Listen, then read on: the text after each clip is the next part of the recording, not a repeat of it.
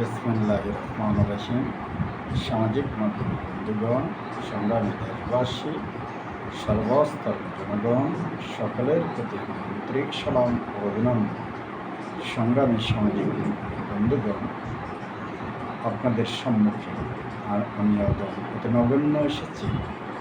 আজকে বাংলাদেশের রাজনৈতিক প্রেক্ষাপট, রাষ্ট্রীয় অবকাঠামো, দুর্নীতি, হত্যা, লুণ্ঠন, অরাজকতা নিয়ে অতি সংক্ষিপ্ত আলোচনা।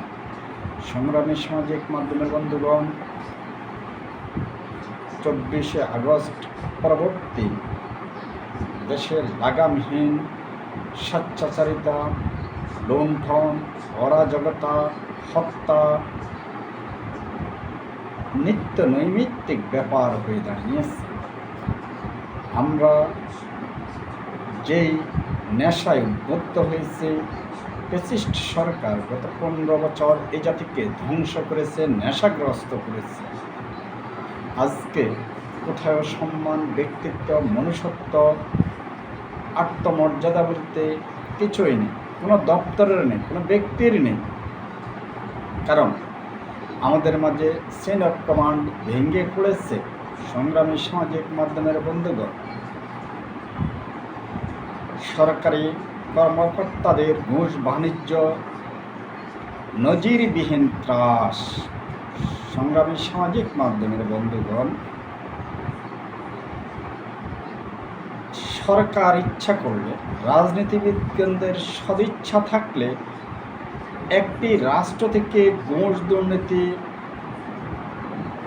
প্রতিরোধ করা শুধুমাত্র 52 ঘন্টার প্রয়োজন। অনূর্ধ্ব 72 ঘন্টায় সম্পূর্ণ করা যায়। কারণ এদেশের রন্ধ্রে রন্ধ্রে ঘুষ দুর্নীতি একমাত্র অপরাজনীতির কারণে, অপশাসনের কারণে। রাজনীতিবিদদের সদিচ্ছা নেই, লাগামহীন স্বেচ্ছাচারিতা রয়েছে, ভোগবিলাস রয়েছে। দৃষ্টান্তস্বরূপ আপনাকে দেখাচ্ছি, সরকার ক্ষমতা ফ্যাসিস্ট দীর্ঘায়িত করার প্রয়াসে সরকারি কর্মকর্তা কর্মচারীদের বেতন 100 গুণ বৃদ্ধি করেছে। কারণ তখন সেখানে ছিল তার ক্ষমতা যাওয়ার ইচ্ছা, তার ক্ষমতা টিকে রাখার ইচ্ছা। তাহলে সদিচ্ছা, যেখানে সরকারি কর্মকর্তা কর্মচারীদের বেতন ছিল 2005 যদি যাই বা তার পূর্বে যদি যাই, কয় টাকা ছিল? তখন ঘুষ ছিল 50 টাকা, 100 টাকা, 20 টাকা। আর ফ্যাসিস্ট সরকার 1000 গুণ ঘুষ বেতনে বৃদ্ধি করে ঘুষও তাদের এখন 1000-এর নিচে দেওয়া যায় না। একটি সিল, একটি স্বাক্ষর। তাহলে ঘুষের পাল্লা যত ভারী, বেতনের পাল্লাও তত ভারী। কিন্তু দেখুন, শিক্ষক কর্মচারীরা আন্দোলন সংগ্রাম করেও তারা বেতন পাচ্ছে না। সেখানে সরকারের ফান্ডের অভাব, কারণ সরকারের সদিচ্ছা নেই। যদি সরকারি কর্মকর্তা কর্মচারীদের বেতন 2005-এর আদলে নিয়ে যাওয়া হয়, তাহলে ঘুষ, দুর্নীতি এবং সরকারি চাকরিতে মানুষের আগ্রহ কমবে, সেখানে অর্থ প্রবণতাও কমবে। অন্যথায় সরকারি চাকরির যেভাবে বেতন ও এককালীন এবং পেনশন রয়েছে, তাতে করে সেখানে সৃষ্টি হয় স্বজনপ্রীতি, দুর্নীতি, লাগামহীন স্বেচ্ছাচারিতা, অপশাসন। সংগ্রামী সামাজিক মাধ্যমের বন্ধুগণ, রাজনীতিবিদদের যদি সদিচ্ছা থাকে, এদেশ থেকে দুর্নীতি বিতরণ অতি সহজ, অতি ক্ষুদ্র সামান্য একটি ব্যাপার, একটি সামান্য বিষয়।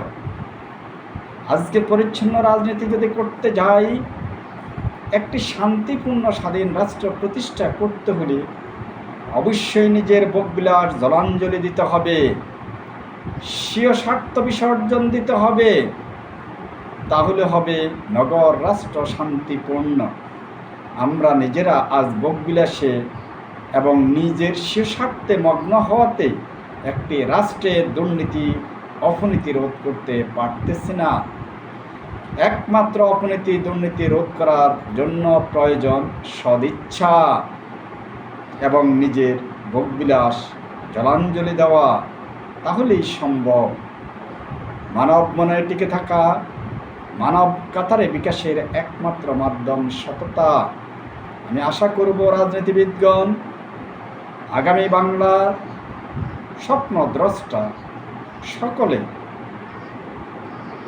দুর্নীতি অনাচার রোধে সদিচ্ছা এবং নিজেদের স্বার্থ জলাঞ্জলি দিবেন।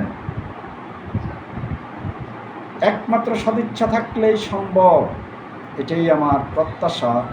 রাজনীতি এবং সর্বস্তরে হোক জ্ঞানী গুণীদের পদাচারণা, ব্যক্তিত্বের লালন, ব্যক্তিত্ব সম্পন্নদের মূল্যায়ন, মানুষের মানবতা জাগ্রত, নেশাগ্রস্ততা পরিহার, তবেই আমরা পাব সুন্দর শান্তিপূর্ণ একটি রাষ্ট্র।